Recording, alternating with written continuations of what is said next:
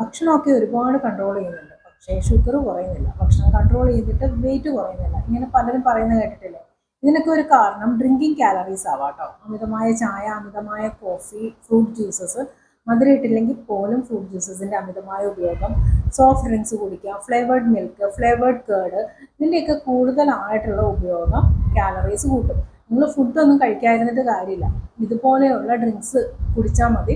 Calorie കൂട്ടുകയും sugar ലെവലിൽ വ്യത്യാസം വരികയും ഷുഗർ സ്പൈക്ക് ഉണ്ടാവുകയൊക്കെ ചെയ്യും. ഇന്നൊരു പേഷ്യൻ്റെ അടുത്ത് ഞാൻ ചെന്നിട്ടുണ്ടായേ.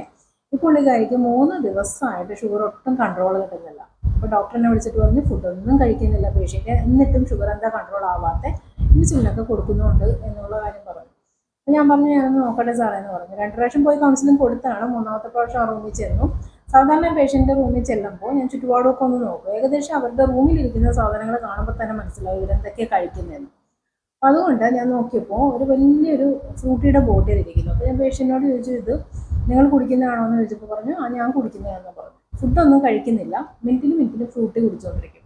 പിന്നെ എങ്ങനെ അവരുടെ ഷുഗർ കുറയുന്നത്? അപ്പോൾ ഞാൻ കാര്യങ്ങൾ പറഞ്ഞ് മനസ്സിലാക്കി കൊടുത്തു. 2 ദിവസം കഴിഞ്ഞ് പേഷ്യൻറ്റിന് ഷുഗർ നോർമൽ ആവുകയും പേഷ്യൻറ്റ് ഡിസ്ചാർജായി പോവുകയൊക്കെ ചെയ്തു.